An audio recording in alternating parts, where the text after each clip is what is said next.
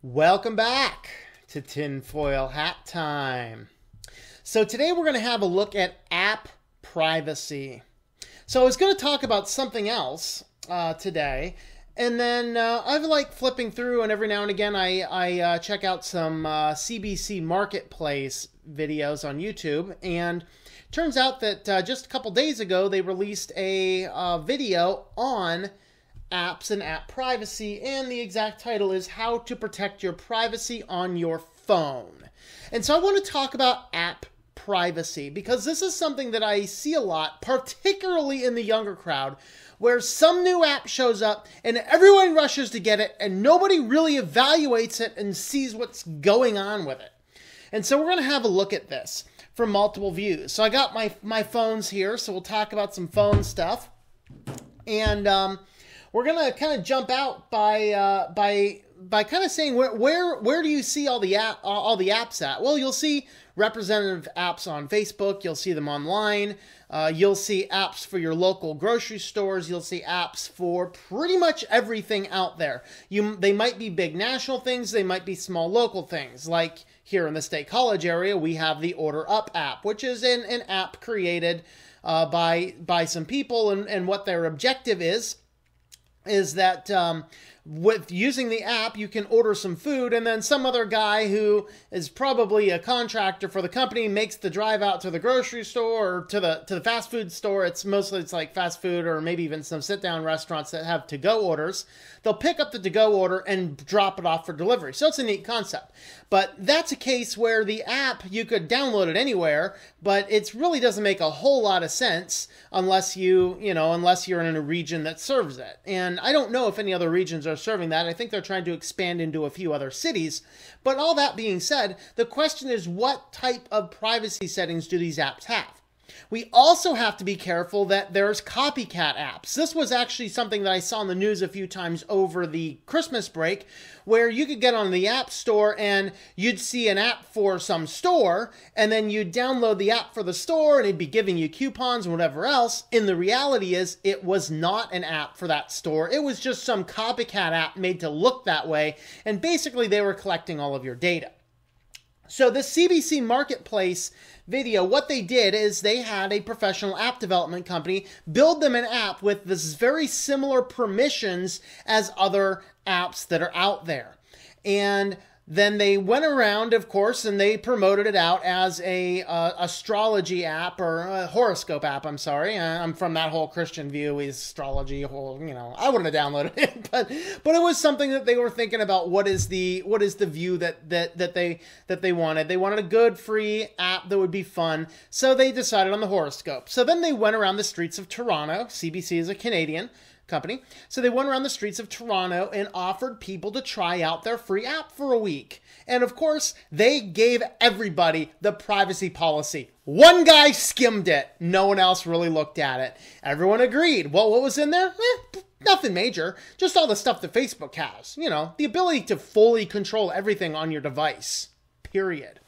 And then what they did is they let them go for about a week, and then they scheduled a follow-up appointment. And through that week, they got onto each person's phone and they grabbed a couple sample text messages, a couple locations, a couple of photos, just a whole lot of really scary stuff. And that's kind of what had happened.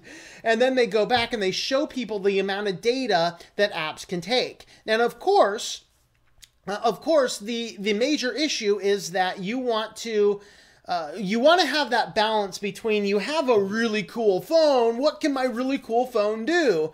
Versus, is this really cool phone just a spying device for other people to grab data on us? Be it, literally they could grab your photo. I mean, if you're sitting here with any given app, and any app that asks for permission to use your photos, you can sit here be using the phone and they could literally snap a photo of you. You don't think about the fact that they're asking for the camera so you can snap a photo and text it to your friend, but the way permissions set up, as long as that app has access to that camera, somebody on the other end can come in, and they can come in on the other end there and they can see what you are doing. So there is a very fabulous statement from the book 1984, which is quite good. And this is actually, I don't know, like early in the book, couple pages in. And it says, the telescreen received and transmitted simultaneously. Any sound that Winston made above the level of a low whisper would be picked up by it. Moreover, so long as he remained within field of vision which the metal plate commanded, he could be seen as well as heard. There was of course, no way of knowing you were being watched at any given moment. How often or on what system the thought police had plugged in to an individual wire was guesswork. Well, that's the same way with all these apps and all of these app permissions. There's no guarantee that if you're on any given app that has all these open permissions, that they're always necessarily transmitting data back and forth to you. But at any given point in time, they can, and that's the issue. So it's getting pretty bad. So, of course, you hear about this a lot in the Facebook world. For a while, there were some statements the Facebook app might be taking your pictures. And some people attributed it with when they moved away from the main Facebook app and onto the Messenger app. And I got news, they have very similar permissions. Okay, now, I do not actually put Facebook on any of my... If I go on Facebook once a week, it's a lot. Don't look for me over there. Which is why there's no Facebook link that I plaster all over my videos, my channel, or anything else. I just don't care. Okay. But in the middle of looking up this Facebook debate, I wanted to see what was out there. And I just simply typed in Facebook app permissions or something like that. Or maybe it was like camera picture Facebook app. I forget exactly what terms. But then I got a pro and a con. I got someone from both sides arguing it. So PC Advisor wrote, and again, you can check out the website at switchedtolinux.com for a list of all these articles and references. But PC Advisor says that Facebook would be in huge trouble if they spied on us. They're not spying on us. There are not any problems. And they literally wrote in their article, and they said the permissions in here is really no different than the other things we have on our phone. Well, that's hardly comforting. Do you know what permissions apps are using on your phone? And the fact of the matter is, PC Advisor is incorrect. As long as it is disclosed in the privacy policy and the permissions are set properly, yes, they can collect any data that they want. That's the truth. Now, of course, another company came back. It was Metro, I think, a UK reporting agency. They reported the contrary, and what I liked about the Metro group is that they were actually able to they actually pulled out some items inside of the individual app permissions there, so you could actually see what they were. And let me see if I can actually find this article here. Let's see, Metro, Facebook, Messenger app permissions. That might get me the article. I totally forgot to pull that article up. I thought it'd be a neat one, and I totally neglected that. Is this one it?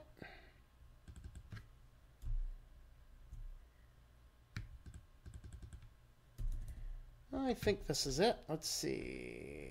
Yep, this one's it. So what we'll do over here, let me transition over here to my screen so you can see what I'm seeing here. I should have put that nice Orwell quote on a beautiful little animated background like I did last time. That would have been cool, but oh well. Hindsight.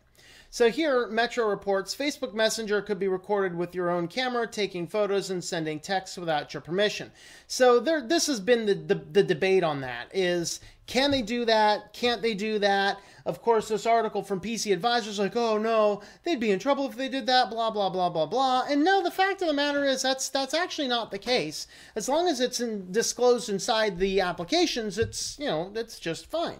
So what I liked about this Metro article is that they actually came in here. Of course, I don't like this animated thing. Excuse me, I'm about to die. That's why I run ad blockers on a lot of things.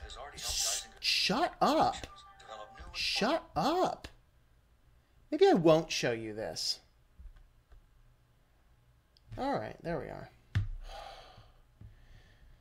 Sheesh. I try not to run ad blockers. I really like to support people who do things appropriately. That's why people run ad blockers! In fact, there was a third article that that I was going to look up, but I go there and it's like, we see you're running an ad blocker. My computer I write these articles on has an ad blocker on it, so I don't run into that as I'm doing things. We detect your computer has an ad blocker. Big old screen, everything's blocked out. You can either disable the ad blocker or blah, blah, blah. I'm like, screw you. If you're going to block the screen because I'm running an ad blocker, there's 100 other articles that aren't doing that. All right. So anyway, this is some of the permissions here. So allow the app to change the state of the network connectivity. Allow the app to call... That's another reason I hate ads, because of changing the size, and the person who wrote the site did not know how to responsively change the app so the size doesn't jump. Web design's actually a pretty easy thing.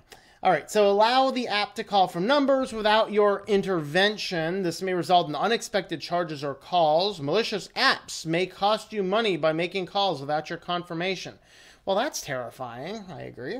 So, I mean, you can see what these permissions are. What I liked about this article is at least they went in and they gave us information that wasn't just, oh, it's Facebook, don't worry, they're not spying on you. Yeah, right. Oh, boy. So, anyway, anyway, though, oh, man, you know what? I think I might have messed up one of my...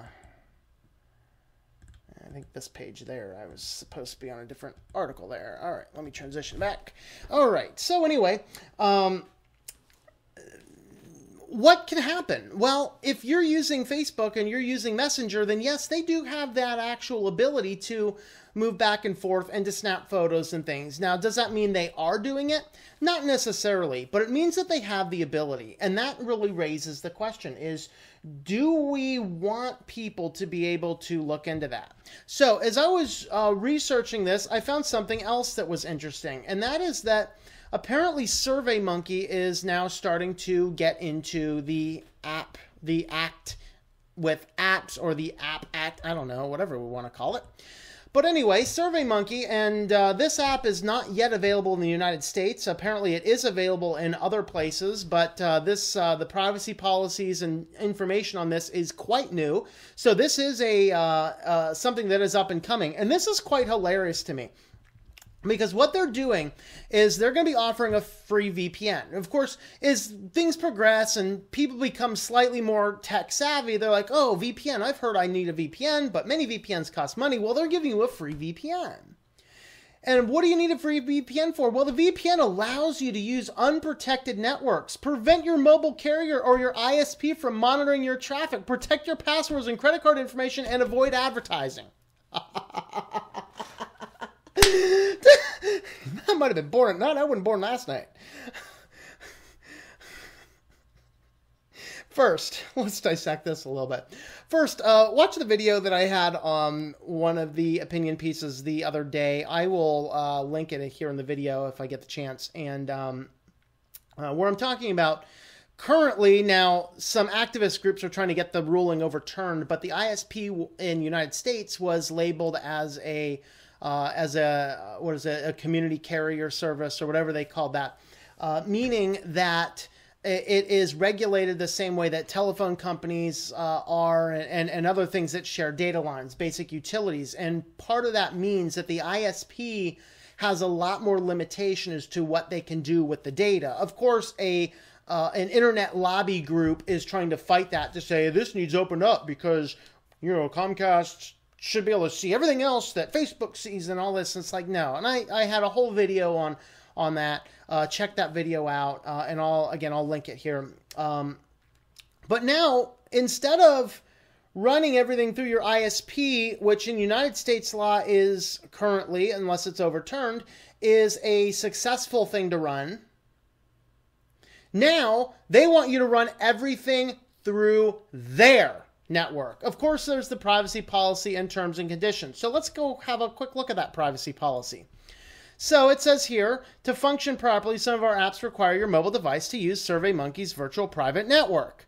So the apps will indicate if this is the case. In other words, looking back at this screen, the free VPN shield is obviously using a VPN, the hook to the Gift Crush, things like that. Now, Gift Crush requires it. They're actually going to pay you $60 a year in gift cards so that you can allow them to see the data.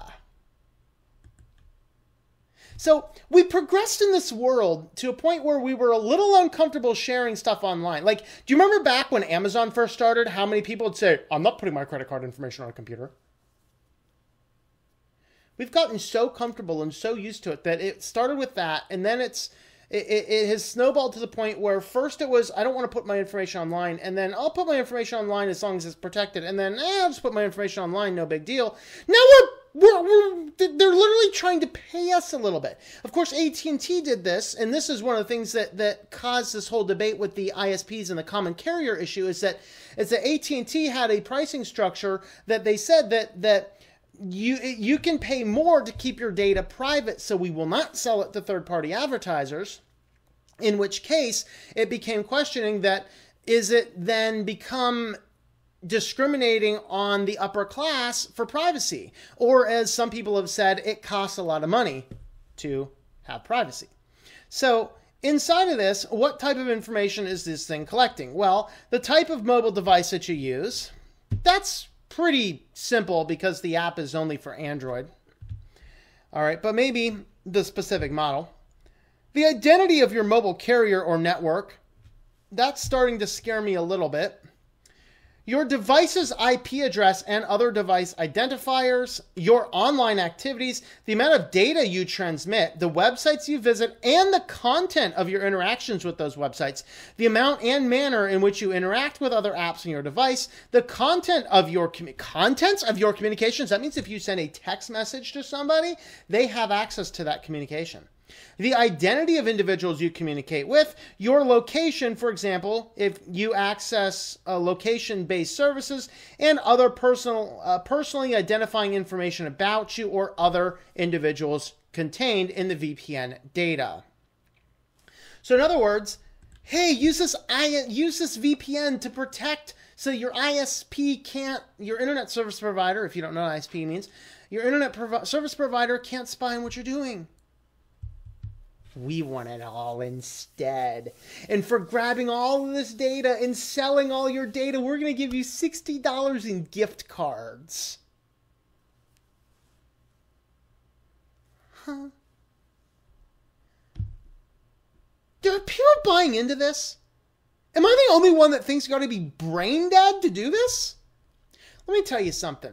A VPN is a good thing. And if you have a decent internet connection at home and an extra $100 laying around, actually you don't even need $100. Okay, this is called a Raspberry Pi. It is a microcomputer and they cost between $20 and $30. Okay, this is a crappy 2 GB drive that I think I got with my first smartphone 6 or so years ago. And I was like, what could I possibly do with a 2 GB drive? I don't know. So I had it in my drawer for a while. And then it occurred to me, I can turn my Raspberry Pi into a VPN system with a 2 GB drive because there's nothing on this except the VPN. So it's a very simple matter of inserting this into this little slip right here. If I insert it correctly, it would help if I actually look at the device rather than look at the camera as I do it. So you insert the little device right over here.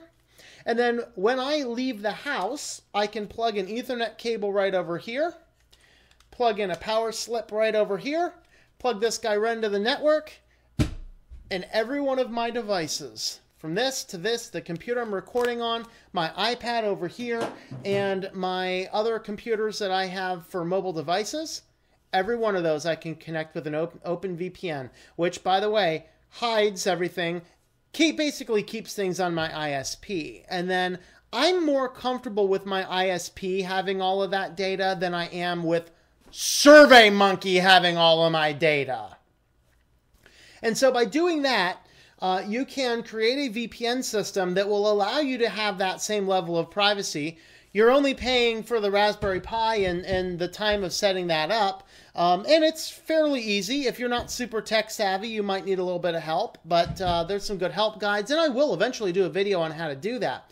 But it's going to enable you to have a VPN system because a VPN is a good thing. Now, it's not a huge deal for me because when I'm out and about, I actually just use my mobile phone's hotspot for the most part, unless I'm doing a lot of big data transfer or if I need to access something on my home network. Then I'll log into my VPN. But this is scary stuff. And we're not realizing that what these apps are able to do and the amount of data that they are able to collect, and we don't even think about it.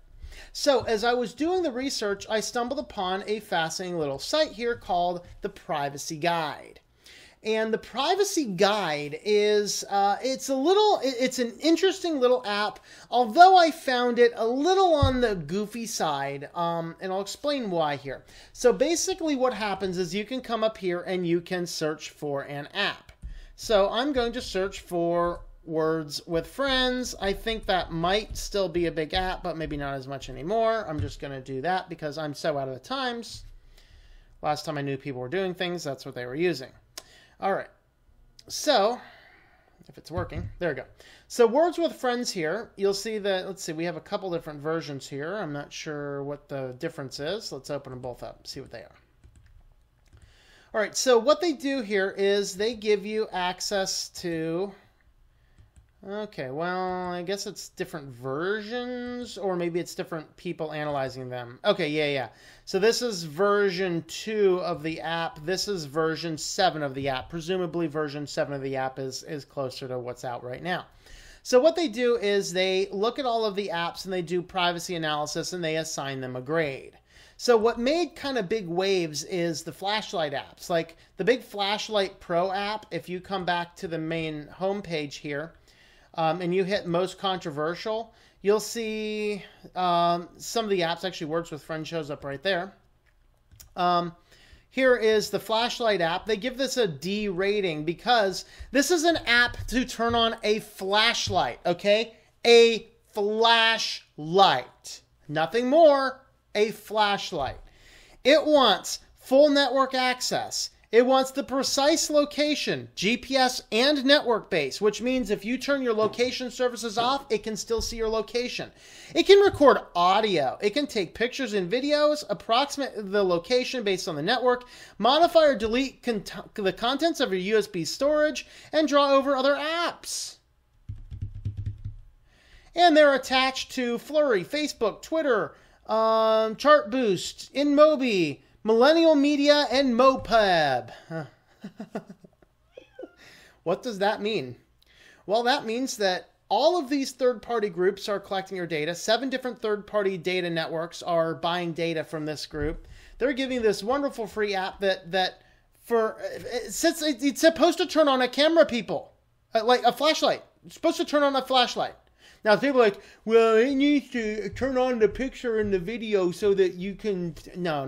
The LED operates individually of the camera, okay? Why does this thing need network access, precise location, to record audio, to take pictures, to take video, and approximate the location, to modify and edit the contents of your storage, and to draw other apps to turn on a light? So it has a D rating. Eye-opening. Now, the thing that I have against this company is that it seems as though they're being a little bit loose with some ratings. For example, if I type in Facebook, whoa, apparently I had a crash. Restart Firefox.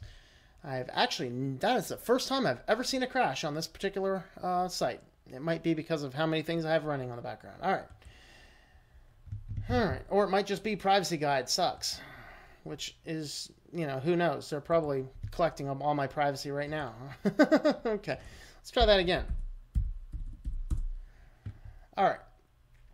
So if we look up Facebook, you'll see Facebook has an A rating. Yay, Facebook A rating. Okay, Facebook has an A rating. It collects, I counted these, 21 different pieces of information. 19 of those 21 are not analyzed yet. It has an A rating. Either somebody has paid money in the back end or I don't know what it is.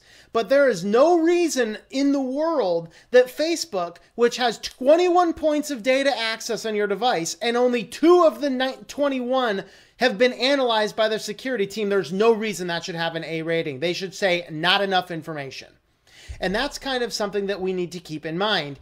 So this is an interesting tool. It tells you a lot of things, but I think that there's some backdoor deals going on here. I think that big companies are able to pay this group to say, Give us an A rating. Yeah, all those other weird apps, sure, give them whatever you think, but we're special, we need the A rating. I think that's what's going on, and I'm wearing a tinfoil hat so I can say stuff like that. So, if you are looking at apps to download, I'm going to focus primarily on the Android apps here. If you are looking at Android apps and you want to know what the apps look like, you can, of course, do it on the phone, but if a computer is handier, you can come over here. Of course, if you type in a app name, I typed in Words with Friends here, so we're going to click on this guy here. By the way, this is Zynga. They buy and sell a lot of stuff. You can come over here and see what information this thing requires. So come over here and look at your permissions details. So this app allows in-app purchases, device and app history, identity, find accounts on the device, and read your own contact card. Calendar, read calendar events plus confidential information. Add or modify calendar events and send email to guests without the owner's knowledge, which is why we all get these annoying requests to play these stupid games. Find accounts on the device, read your contacts, the precise GPS and network-based location, send text messages, read the phone status and identity, read the contents of your USB storage, modify or delete contents of your USB storage, read the contents of your USB storage. I thought, is that on there twice? Oh, one same thing for photos, medias, files, and the other for storage. View Wi-Fi connections, device ID, call information, and then receive data from the internet, view network connections, create accounts, set passwords, full network access, control near-field communications, run at startup user accounts of the device, control vibrations, prevent device from sleeping, install shortcuts, uninstall shortcuts, and Google Play license check. Now, many of those, of course, we can understand why it needs, but there's a lot in there that's like, I don't know. So here's the thing. This is tinfoil hat time, so I gotta get out there some crazy alien-inspired theories in 1984. Everyone's watching us. Although this is the first. I actually quoted from the book 1984 in this video. First time I've ever done that. But here's the thing. A lot of these companies are giving out a lot of these apps simply so that they can collect personal data. And personal data is more valuable than almost anything else in this daily market. So we need to keep that in mind. Our data is for sale, particularly, even if you're paying money for stuff, but particularly if something is free, you are the product that is being sold. Now, this is particularly dangerous because this data, although is quote-unquote anonymized, it may or may not be as anonymized as you think, and it might be anonymized only after it leaves certain systems, which means anybody that could get in the middle and interfere with the data collection could feasibly steal a copy of that data. We need to be prepared for that type of contingency. All right.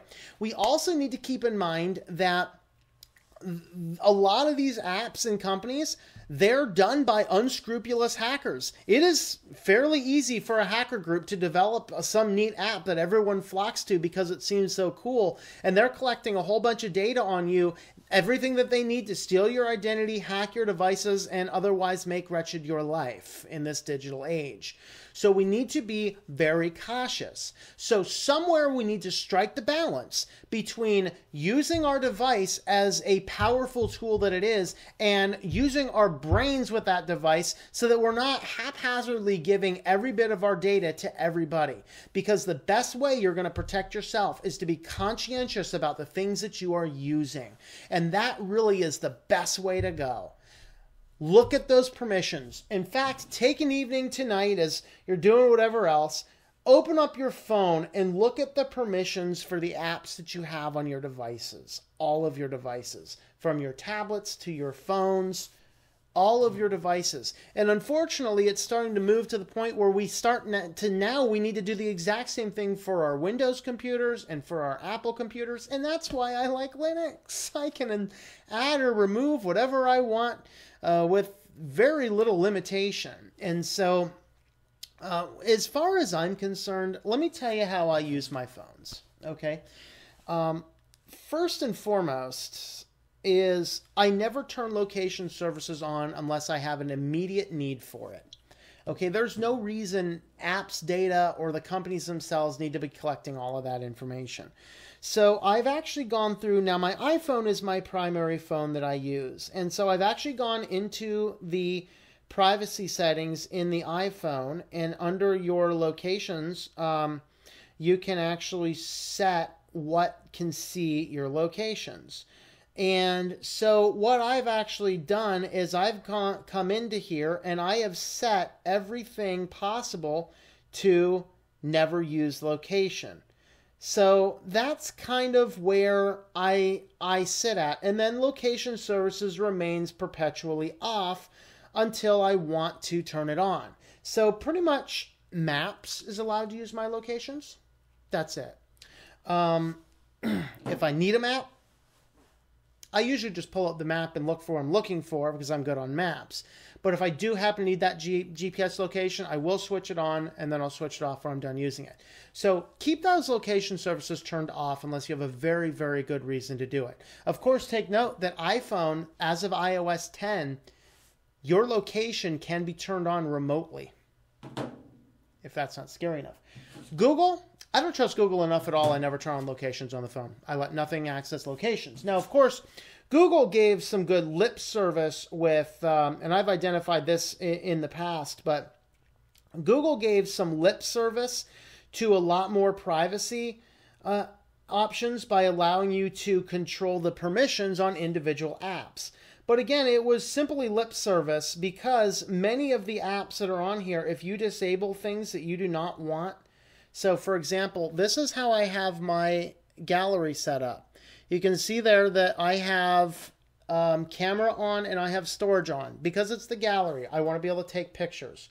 Now, if I come into my phone and I turn on the app for the gallery, it asks me, would you like to allow access to the device's location? And if I push deny, I get a second one. How about contacts? And if I say deny, it asks again, how about calendar? If I deny that last time, the app simply crashes. I cannot access the pictures if I turn those privacy settings off. I've had, since that occurred on a Google update, I have had 2 different updates on this phone. Neither of those updates fixed that problem. So as far as I'm concerned, that whole Google's app permission thing is simply to make you, it's to lull you into a false sense of security. And I'm wearing a tinfoil hat so I can say stuff like that. Okay? So be very cautious about it. Now, these things are fabulous tools.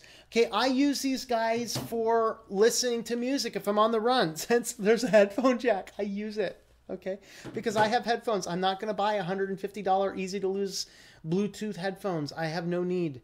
Okay, I have lots of headphones laying around. And I'm very happy with cheap headphones. In fact, I just went out to Walmart the other day and bought me $4 headphones because when I'm running, that's what I like to have. I want some of those big, ugly type headphones that wrap around your head. I love running with them and plugging it into the phone. So I keep the, I use these for music. I use it for checking my email. I use it for internet on the go. This is a powerful, awesomely powerful tool, but it is also true we put a lot of our life on our smartphones.